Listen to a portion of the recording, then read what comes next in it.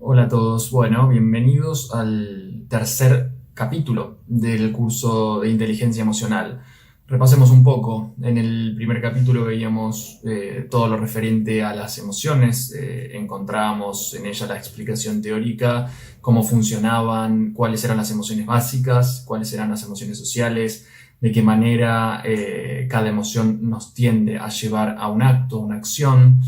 Eso a modo de resumen del primer capítulo. En el segundo ya nos metíamos propiamente dicho en la inteligencia emocional, pero en la inteligencia emocional intrapersonal, basándonos en conceptos como la conciencia de uno mismo, el autogobierno emocional y la motivación.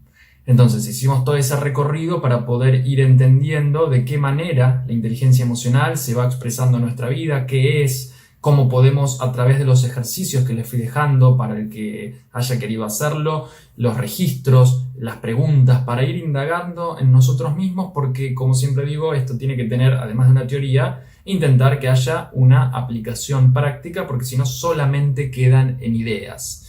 Hoy, en este anteúltimo capítulo, sabemos que son 4, el cuarto capítulo consta de una entrevista personal vía Zoom, donde ahí pueden saldar cualquier duda, consulta de lo que vimos, aplicaciones prácticas, que no me salió, que sí me salió. Bueno, es una consulta más o menos de 30 minutos para el que quiera hacerlo, obviamente. Hoy terminamos acá la teoría y hoy, en este capítulo, vamos a ver un tema importante antes de pasar a lo que son los componentes de la inteligencia emocional interpersonal, que tiene que ver con los demás.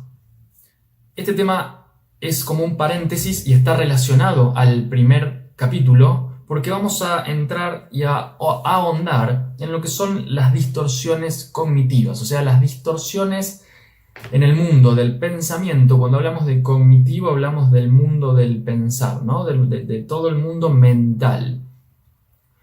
Y estas distorsiones, todos las tenemos, aparecen de manera automática como una visión hacia la vida y que si nosotros podemos concientizarlas, vamos a lograr que cuando aparezcan lo menos posible o podamos intentar desarmarlas. Y va directamente de la mano con el primer punto o componente de la inteligencia emocional intrapersonal, que es la conciencia de sí. Recordemos que la conciencia de sí es la capacidad de poner luz en nosotros mismos para ver cómo va operando todo nuestro sistema cognitivo, emocional, pensamiento, mente, emociones, y que nos llevan a hacer actos o tener miradas del mundo. Bueno, las distorsiones cognitivas entran en este apartado. Si yo tengo conciencia de mí, puedo detectarlas, dónde aparecen, y puedo intentar empezar a minimizarlas o a bajarlas para que mi mirada del mundo no quede teñida por estos mecanismos, que en algún momento lo aprendimos. Y el aprendizaje está literalmente en los primeros años de vida, más o menos hasta los 5 años, donde se va aprendiendo todos estos modelos, que son generalmente de las personas cercanas que tenemos, y la idea es poder conocer alguno de ellos, de estas distorsiones, para con la aplicación práctica empezar a ver dónde aparecen en mi vida. Punto 1, la primera distorsión que nosotros vamos a ver, tiene que ver con el pensamiento todo-nada. ¿Qué sería el pensamiento todo-nada? En nosotros mismos, ante un estímulo, un evento, una situación que aparece, tendemos a pensar de manera polar. Todo o nada, sabiendo que todo, nada, siempre, nunca, son conceptos que refieren a una totalidad. Y sabemos que en nuestra vida nada es 100%, nada es todo o nada es nada. Y no voy a utilizar estos conceptos porque yo mismo estoy diciendo nada es todo, pero fíjense cómo los tenemos interiorizados. Entonces, cuando hablamos de todo o hablamos de nada, hablamos o nos referimos a la primera distorsión cognitiva, que es el pensamiento todo nada. Cuando algo sucede, tiendo a ponerlas en estas dos categorías. Nada me sale bien, todo es un desastre, nada de esto nunca se va a cumplir, todas las personas son malas, todo me sale mal. Bueno, ahí pará, stop. ¿Todo te sale mal? ¿O hay alguna característica o algún elemento, alguna situación que no te está saliendo? Nada, tal cosa.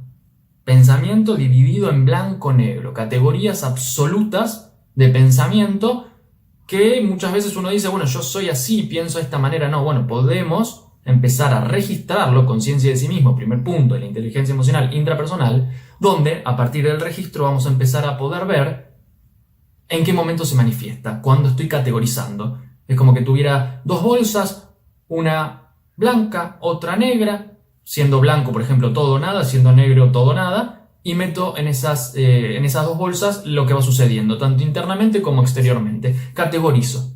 Categorizo y lo pongo en categorías polares, ¿no? Con oposición. Todo, nada. Segundo, generalización excesiva, ¿no? El segundo punto es la generalización excesiva. ¿Qué significa esto? Que tomo una situación, un evento, algo que sucede, y lo generalizo llevándolo a que siempre va a ser de esta forma. Tomo un evento negativo, generalmente, ojalá lo podríamos hacer como positivo, tendríamos una mente mucho más con visión positiva de nuestra vida, pero las distorsiones por lo general aplican a lo negativo. Entonces, tomo algo que sucedió en algún momento, no sé, te fue mal en un examen, y la generalización excesiva lo que hace es, nunca voy a aprobar este examen, o jamás lo haré bien. Tiendo a generalizar cronológicamente hacia adelante en el tiempo. Tomo una pauta, una situación, un evento, algo que no salió como yo esperaba, y siempre va a ser así. Ya ahí tiene que ver con una generalización, no con una categoría blanco-negro. Puede haber una cierta relación, porque todas las distorsiones van jugando entre sí, son un entramado, no son compartimentos estancos. Entonces, segunda, generalización excesiva. Cada vez que yo voy nombrando una de estas, sería interesante, yo después les voy a dejar un ejercicio para que podamos empezar a registrarla, pero uno puede empezar a anotar. La idea de estos cursos es que uno pueda tener un papel y un lápiz y empezar a anotar algunas ciertas cuestiones y no que lo vea como si estuviera viendo una serie, ¿no? Sino estos cursos de formación. Tercer punto, filtro mental. ¿Qué es el filtro mental? Es como si vos tuvieses un vaso de agua y le tirarías una gota de tinta china o de témpera negra y por esa única gota todo el vaso se tiñe de negro. Toda esa agua clara y cristalina que tenías se tiñe de negro. Otro ejemplo, ver el punto negro en la pared blanca. ¿Qué significa esto? Tengo una pared blanca delante de mis ojos, pero tiene una marquita por la vida, porque pasaste con algo, lo rozaste y queda una marca. Y ese filtro mental lo que hace es que yo veas mi visualización, mi atención se concentre en ese punto negro y me olvide de que el 90% de la pared restante es blanca. Eso lo aplicas a cualquier ámbito de tu vida. ¿Dónde estás viendo lo negativo? ¿Dónde estás viendo la falta? ¿Dónde estás viendo lo que no hay en vez de ver lo que sí hay? Bueno, son generalmente relatos de personas donde nada alcanza, donde la perfección ingresa y entra, contándonos cuentos de que todo está mal y me olvido del resto. Eso es el filtro mental, haciendo la analogía o el ejemplo o el gráfico del vaso que le tiro una gotita de témpera o de tinta china y se tiñe de negro toda esa agua cristalina que tenía, toda esa agua mineral, o el punto negro en la pared blanca. ¿Dónde estás viendo que lo que hay no alcanza o veo la falta? Bueno, eso, como todos los mecanismos, se constituyeron en algún momento de tu vida. En algún momento se constituyó y para algo está. La posibilidad de utilizar la inteligencia emocional intrapersonal hace que a partir de la conciencia de mí mismo yo pueda ver dónde eso está jugando, dónde eso está operando. Entonces, tercero, estamos hablando del filtro mental. Cuarto, descartar lo positivo. Esta distorsión cognitiva lo que hace es anular lo bueno que hay en mí, lo bueno que hay en los demás, para concentrarme solamente en esas cosas que son malas. Obviamente están relacionados. Fíjense que yo cuando hablo de una distorsión, automáticamente las podemos empezar a ligar o a asociar con las que venía relatando antes. Están todas relacionadas, por eso hay que tener un ojo finito para ver cuál está aplicando un poco más. porque se van presentando a la par. Entonces, descartar lo positivo es similar a ver el punto negro en la pared blanca, nada más que en este caso no veo nunca que hay una pared blanca. Entonces, descarto los eventos positivos en mí, los eventos positivos en los demás, las cualidades positivas, lo bueno, y lo que hago es concentrarme en aquello malo. No cuenta nunca lo bueno. 5. Esta distorsión la vamos a dividir en dos. Se llama saltar a conclusiones. Yo después les voy a dejar debajo del video cada una de ellas para que las puedan tener si es que no pudieron tomar notas. El saltar a las conclusiones tiene que ver con: empiezo en mi mente a hipotetizar conclusiones de eventos o de situaciones o de personas y las divido en dos. Una es la lectura del pensamiento. Yo sé, porque soy un omnipotente, lo que piensa el otro. Entonces hago conclusiones. Deben estar pensando esto de mí. Deben tener una imagen de mí negativa o positiva o lo que sea. El jefe piensa tal cosa. Entonces salto a conclusiones hipotéticas en mi mente, irreales porque no tengo la información, porque soy un Dios omnipotente que sabe lo que el otro piensa. Fíjense lo ridículo de esta distorsión. Pero aplica, y a todos nos pasa en algún momento, que nos contamos el cuento de que sabemos lo que el otro está pensando de uno. Bueno, distorsión cognitiva número 5, saltar a conclusiones, y el primero es la adivinación del pensamiento, la lectura del pensamiento, y el segundo punto es adivinar lo que va a venir, adivinar el futuro. Me pongo en lugar también de alguien que puede ver sobrenaturalmente lo que sucede y yo ya sé lo que va a pasar. Sé que me va a ir mal el examen de la semana que viene. Sé que tal o cual cuestión.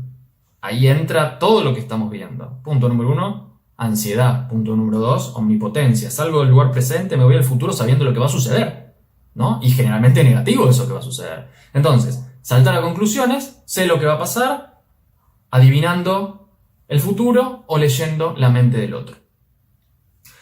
Sexta, magnificación o minimización. Tomo un evento, una situación, y lo llevo al 100%.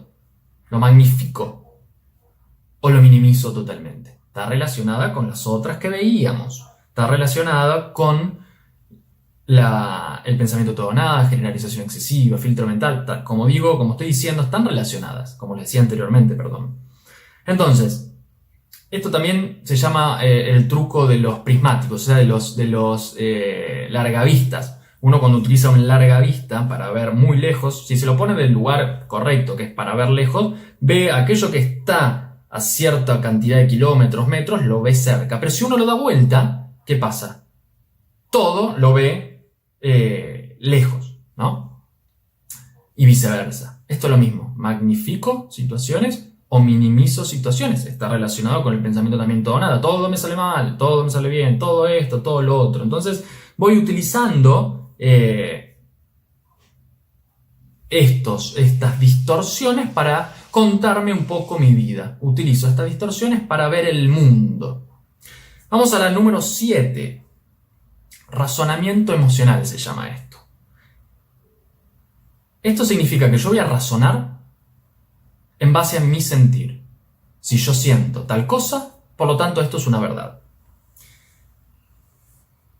Me siento un fracaso porque me va mal en algo. Como me siento un fracaso porque me va mal en algo, esto debe ser verdad. Una falacia lógica. Hoy me desperté temprano. Hoy hay sol. Porque me desperté temprano, hoy el día está soleado. Una falacia lógica. Relacionar dos eventos que no tienen nada que ver. Entonces, razonamiento emocional. En base a mi sentir, yo empiezo a configurar verdades. Porque yo siento esto es verdad. Omnipotencia en su máxima expresión. Omnipotencia del sentimiento. Omnipotencia del sentimentalismo. Y hoy en día, socialmente, estamos en una era del sentimentalismo, en una era de la subjetividad. Según lo que yo veo, lo que yo creo, esto es verdad. Pérdida de verdades absolutas, axiomáticas. Entonces, número 7, razonamiento emocional. Voy a tender a ver el mundo según mi sentir. distorsión cognitiva, obviamente, ¿no? Número 8. Son 10, así que no falta mucho. Número 8. Son esas afirmaciones que utilizamos muy seguido y que tienen un concepto que lo compone que tiene que ver con el debería. Debería hacer tal cosa. Debería hacer tal otra. Son órdenes que me estoy dando a mí mismo y que después me voy a frustrar si no las puedo cumplir. Por eso es importante que ese debería lo podría reemplazar por me gustaría, pensamiento de realidad, con criterio real. Me gustaría hacer esto, pero si no llego no me voy a frustrar, porque en realidad es un anhelo o un deseo. En cambio, el debería es algo que tengo que cumplir. Y cuando no lo cumplo, muy probablemente lo que va a pasar es que me voy a frustrar. No debería ser, tímido. No debería ser tímido, pero pará. Hay algo por lo que tu expresión conductual está siendo de timidez, por ejemplo. ¿Cómo lo puedo reemplazar por algo más funcional y saludable? Me gustaría ser más expresivo, me gustaría que la timidez no actúe tanto en mi vida, voy a trabajarme interiormente para que baje este nivel de timidez. Pensamiento del criterio de realidad. Tenemos la probabilidad de que salga como la probabilidad de que no. En cambio, en el debería ya es una orden. Entonces, estamos hablando de la distorsión cognitiva número 8, que tiene que ver con los razonamientos de tipo debería. El número 9. Poner etiquetas se llama.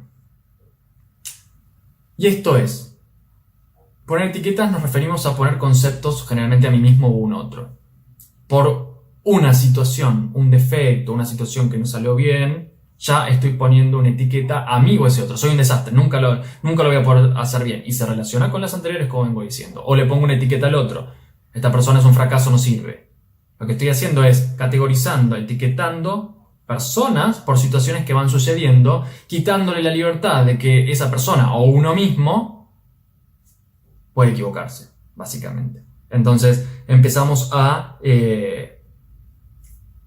categorizar, prejuzgar a mí mismo o a los demás, y este es un ejemplo de una generalización también excesiva, ¿no? De lo que veníamos hablando en las distorsiones anteriores.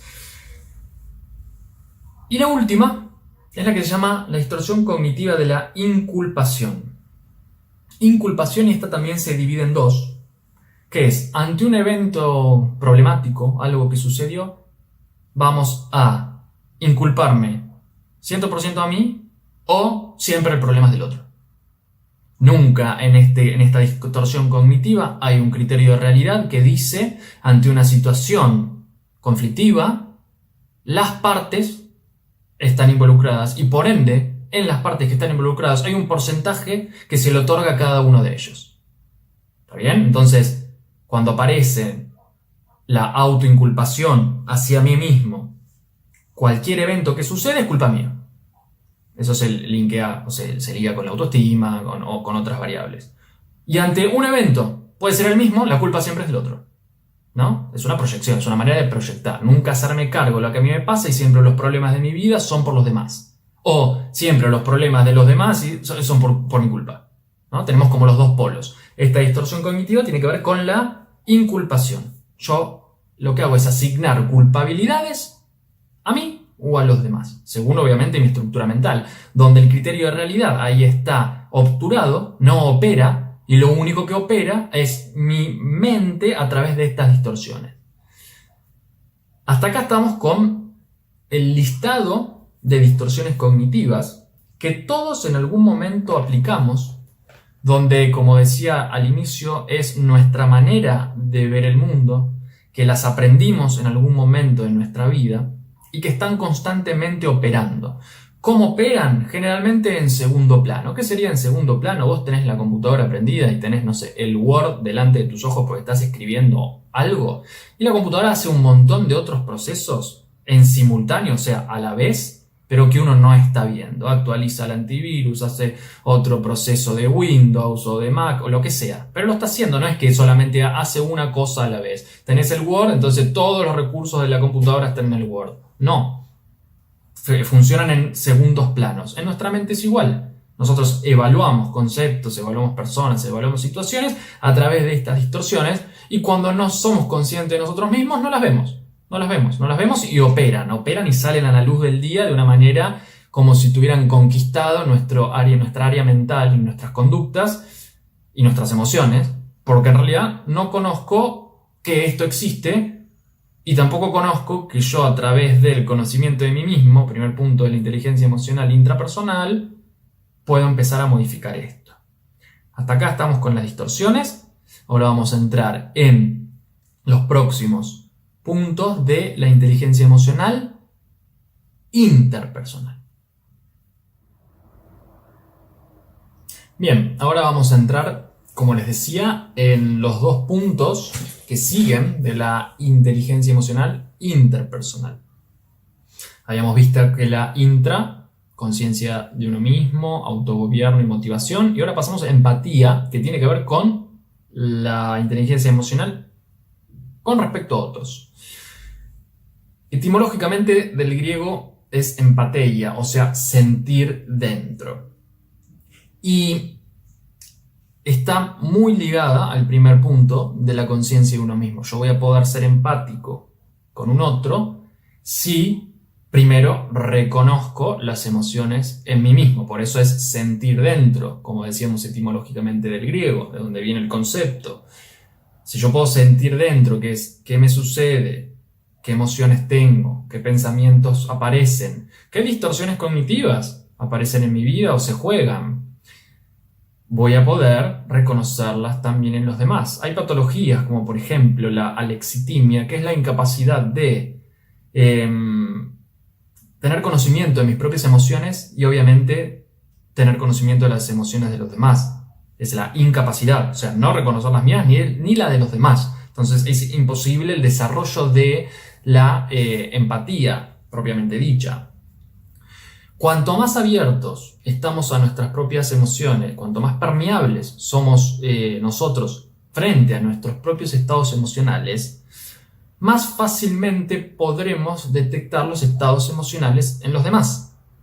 Vieron que hay personas que fácilmente pueden reconocer lo que a un otro le pasa con una sola mirada, con ver a los ojos o con solamente observar. Ya saben que hay algo ahí que sucede. Más allá de que puede ahí operar también la parte más intuitiva, que es algo más relacionado con un sentir sin caer en la distorsión cognitiva de la racionalización emocional, que es porque lo siento, eso es así, porque después uno lo tiene que ir a corroborar. Yo como terapeuta puedo tener una intuición de que hay algo que sucede y que no me están contando, pero después yo lo tengo que ir a corroborar esa hipótesis. ¿Cómo? Con preguntas. Entonces, nunca uno puede basarse en el sentir porque es una omnipotencia, como hablamos antes, y es una distorsión cognitiva. Entonces, bueno, uno puede tener un sentir, lo tengo que ir a corroborar. Es como también muchas personas que te dicen, bueno, sueño tal cosa y va a suceder. Profecía autocumplida puede ser, o puede ser realmente una intuición o un sueño, pero después tengo que ir a corroborarlo de alguna manera. Si no, caemos siempre en la misma distorsión y caemos siempre en el mismo concepto que es la omnipotencia. A lo que íbamos es, uno puede, hay personas que les puede salir más fácilmente por una cuestión de personalidad, de sensibilidad. Generalmente personas sensibles tienen más esta habilidad desarrollada, pero si no, de a poco se puede ir desarrollando a partir de todo esto que estamos viendo en este curso, de poder hacerme consciente de mí mismo, de autogobernar mis emociones. Pero esto es muy difícil si yo no conozco absolutamente ninguna de mis emociones, cómo operan en mí, cómo la voy a detectar en otro. Es muy difícil. Obviamente que hay tendencias que aparecen más marcadas en personas, como decía antes, un concepto clave que es más la sensibilidad, teniendo en cuenta que la sensibilidad es la capacidad de estar conectado a mis sentidos y por ende a mis emociones. Entonces voy a ser más permeable. Es como en un día de lluvia, bueno, voy a tender a mojarme más con el agua que si tengo un paraguas que todo lo cubre y nunca me llega a tocar el agua.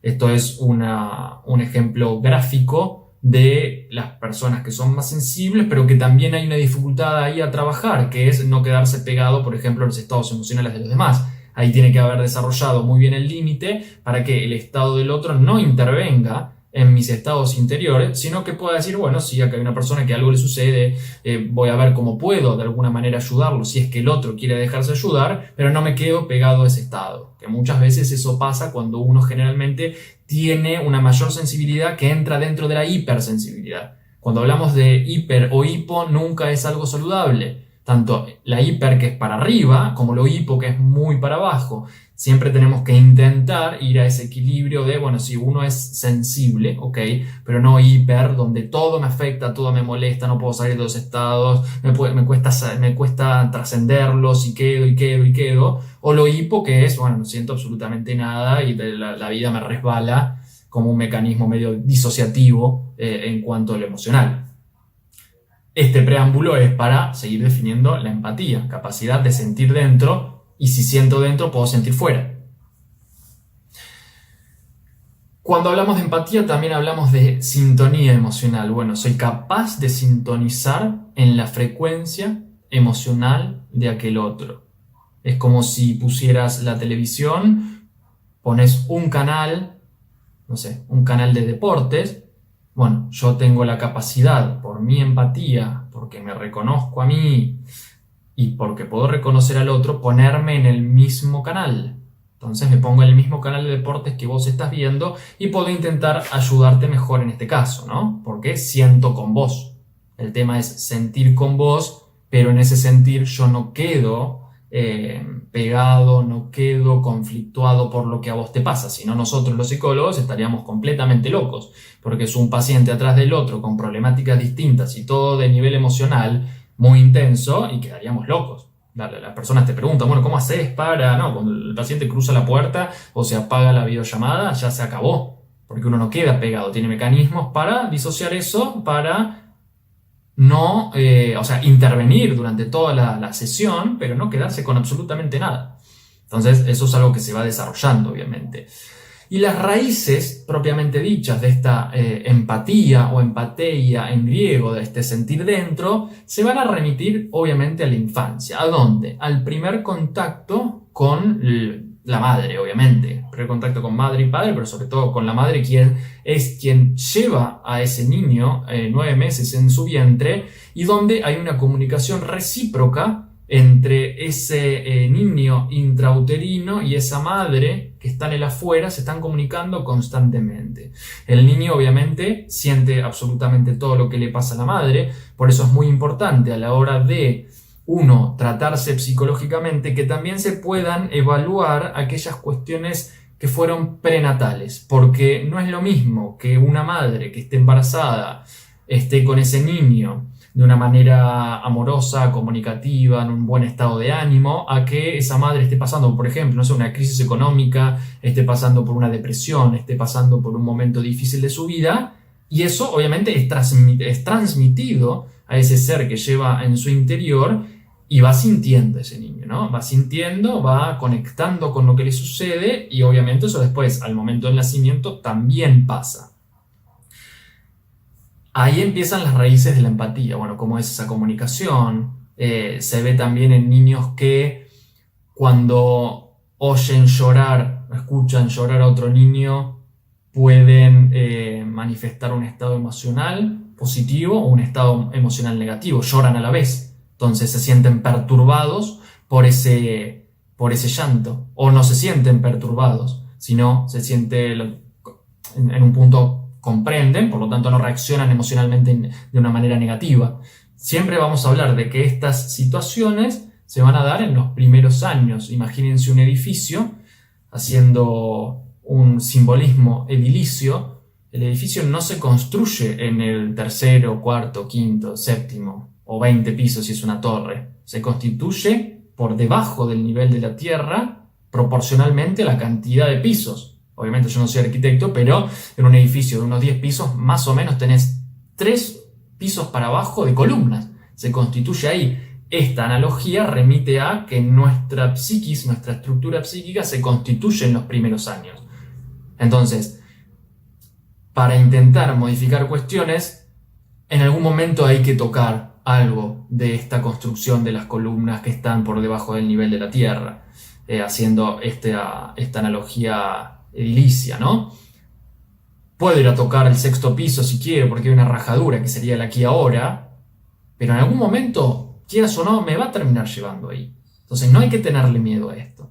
Tampoco hay que hacer una hiperneurosis del pasado constantemente, pero en algún momento hay que ir porque ahí están las causas primarias, ¿no? Y otro ejemplo, por ejemplo, otro ejemplo, remitiéndonos a los padres. Cómo estos padres tienen una sintonía emocional con sus hijos. Y puede funcionar de distintas maneras, ¿no? A través de la crianza y a través de las respuestas que esos padres tienen a las necesidades de los niños.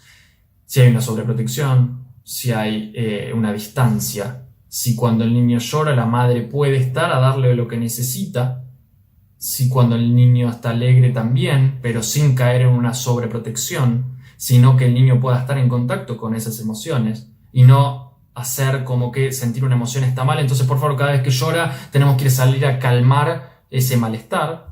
Obviamente hay distintos tipos de llanto, donde uno tendría que tener la capacidad de distinguir cuando es un llanto muy profundo o cuando es un llanto más de necesito esto y bueno, cuando me lo traes me calmé, ¿no? Entonces estamos hablando de la sintonía emocional que tienen los padres con los hijos a partir del reconocimiento de lo que le pasa a ese ser, que obviamente la madre lo va a tener más desarrollado porque lo tuvo 9 meses en su vientre, pero que no quiere decir que el padre, si está con una conciencia emocional necesaria, no pueda también intervenir y reconocer lo que le pasa a ese ser, ¿no? A ese niño. Y hay 3 estilos de paternidad emocionalmente inepta o inadecuada. Aquellos que ignoran absolutamente los sentimientos en general, que eso se puede por ahí ver en una edad más avanzada donde, deja de llorar, sos tal cosa, o los hombres no lloran, o sos nene, no deberías llorar, o sos una llorona, por ejemplo, ¿no? Ignoro lo que me pasa y generalmente le doy una valía menor. Después la otra es mostrarse demasiado liberal. Bueno, vos tenés el control de tu vida, aunque seas un niño, hacé lo que quieras, porque yo soy alguien que está completamente liberado con una mente aparentemente abierta, entonces ni siquiera puedo tener la conexión necesaria para ver que en este momento sí necesita de un adulto que esté ahí marcando un poco la cancha. Y por último, los que desaprueban y son irrespetuosos, ¿no? Los que no tienen aquella sintonía emocional de poder halagar o poder reforzar las buenas actitudes, poder también no castigar, pero poner ojo a aquellas conductas que son más inapropiadas. Bueno, este estilo es el desaprobador, el que todo está mal, el que nada es suficiente, nada es correcto, siempre te voy a pedir un poco más. Entonces son 3 estilos. Ignoro por completo lo que le pasa, hay una distancia donde no te doy cabida, no te doy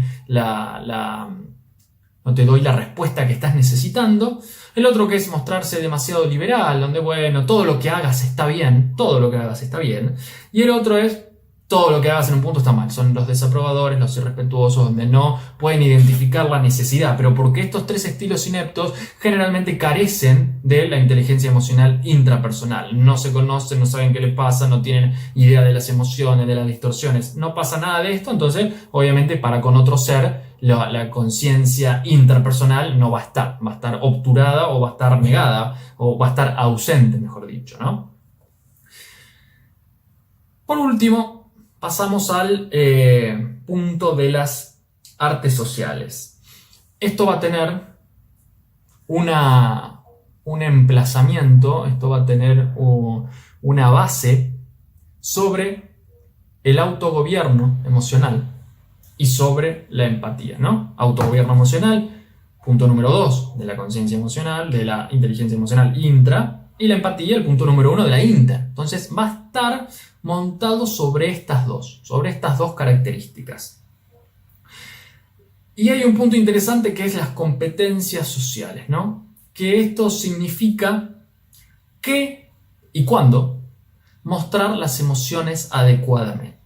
Estamos hablando, insisto y repito muchas veces lo mismo para ir calando en la cabeza de los que están haciendo este curso para que puedan empezar a verlo, porque a veces son conceptos abstractos y necesitamos que se repitan varias veces para poder fijar ese conocimiento y que no sea solamente recibo información pero no la proceso, porque a mí lo que más me interesa es que además de que ustedes puedan conocer esto de manera teórica, puedan empezar a aplicarlos en sus vidas intra con uno mismo y también con los demás, en los círculos donde ustedes se muevan. Entonces, artes sociales, estamos hablando que se basan sobre el autogobierno emocional, Y el autogobierno emocional se basa sobre la conciencia de mí mismo. Conciencia de mí mismo, piedra fundacional de este edificio que estamos intentando construir. Y también se basa sobre la empatía, primer punto de la interpersonal. Yo y otros, otros y yo.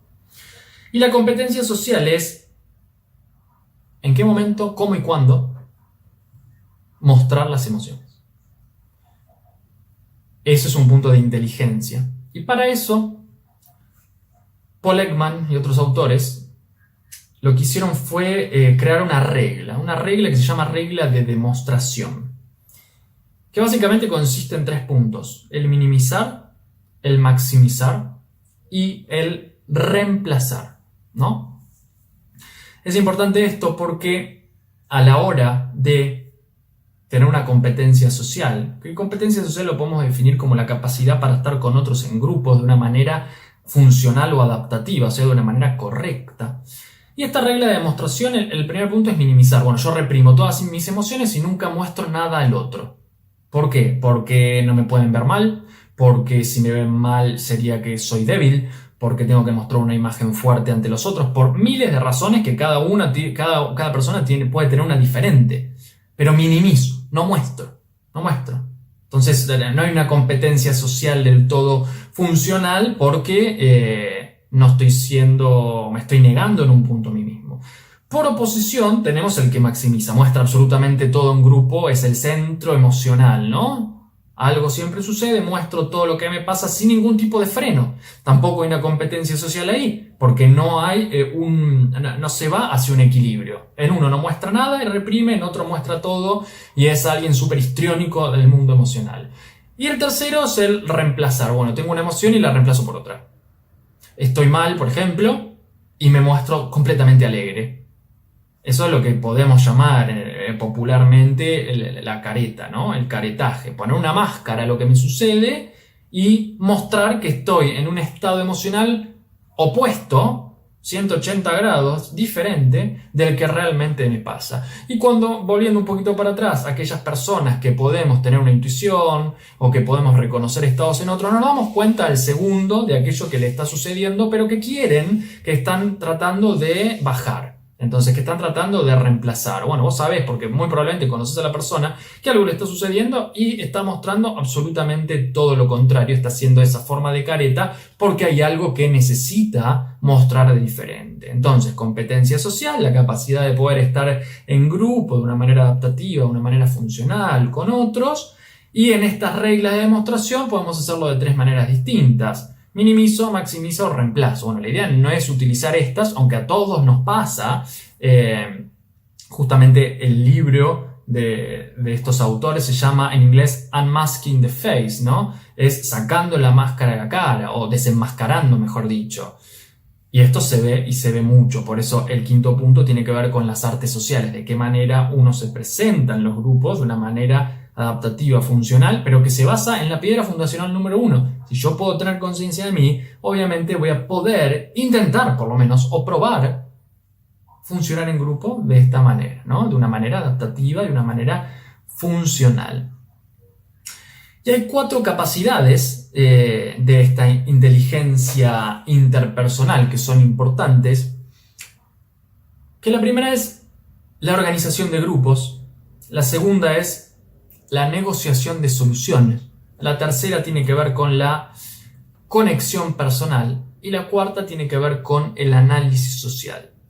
4 características de la inteligencia interpersonal. Aquella persona que es inteligente emocionalmente, interpersonal, puede organizar grupos, puede ser el líder, puede ser el que lleva adelante.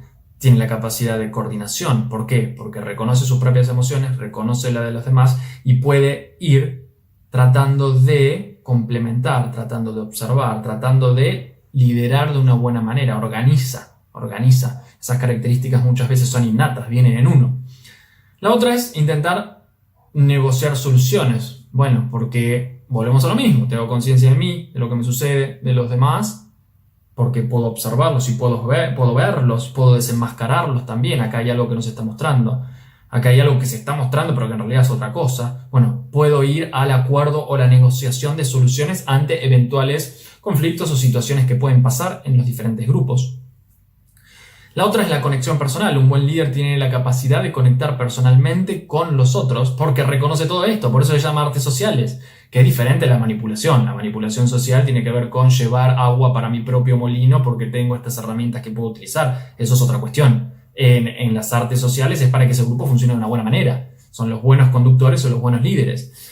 Y el último es el análisis social, esa capacidad de diferenciarme, de ponerme objetivo, de ponerme como observador. Como antes hablamos del testigo interior, bueno, esto es un testigo interior-exterior, un testigo que está internamente para ver qué me sucede en relación al grupo y lo que me sucede a mí mismo también. Entonces puedo tener la capacidad de hacer este análisis social, ¿no? Este análisis social que me da a partir de la inteligencia emocional interpersonal. Siguiendo, si hay algo que es importante en uno en relación a los demás, es la crítica, ¿no? Es el arte de la crítica, pero una crítica que puede ser funcional. No la crítica por la crítica misma y por la crítica a la persona, sino por la crítica a los actos o las situaciones o los eventos. Entonces, cuando uno es inteligente emocionalmente, la crítica se hace específicamente, no a la persona, sino al acto que esa persona en un grupo hizo. En los grupos y los líderes tienen que, muchas veces, obviamente coordinar, ser autoridad, mostrar qué es lo que es correcto para ese grupo, mostrar lo que es incorrecto, pero no se critica a la persona, sino se critica o se hace la observación, si quieren cambiar la palabra, porque a veces crítica puede pasar por nuestras distorsiones cognitivas y sonar siempre mal, y en realidad esto no lo es porque existe lo que es la crítica constructiva para el crecimiento, que es la crítica destructiva que lo que hace es condenar a la persona, es distinto. Entonces, ser específico, ir a ofrecer una solución ante esa situación. Ok, pasó esto, tratemos de que para la próxima esto suceda lo menos posible o no suceda, vamos a encontrar una solución, vamos a encontrarle esto para que funcione de una buena manera. Voy a estar presente como alguien que maneja las artes sociales o la inteligencia interpersonal. Voy a estar presente para lo que necesitas y voy a estar empático y sensible. Voy a poder entenderte con lo que sucedió y por lo cual hiciste aparentemente algo que no deberías haber hecho o un error. Entonces, características importantes en lo que podemos llamar como el arte de la crítica. Ser específico, no ir a criticar a la persona, sino el acto que esa persona o la observación. Observar lo que sucedió, detallar ser específico en esa observación. No observar a la persona por la persona misma, sino por el acto que en este caso hizo. Estar presente para lo que se necesite y mostrar empatía y sensibilidad. Que uno está entendiendo lo que pasó, que uno está entendiendo por qué se dio esta situación. Y por último, todo esto se engloba, para ir finalizando, se engloba porque es como que agarramos los distintos componentes, hicimos un análisis, teniendo en cuenta que analizar es dividir en partes. Entonces, el globo sería, o la bolsa, inteligencia emocional, que después lo subdividimos en distintos componentes para poder explicarlo y entenderlo.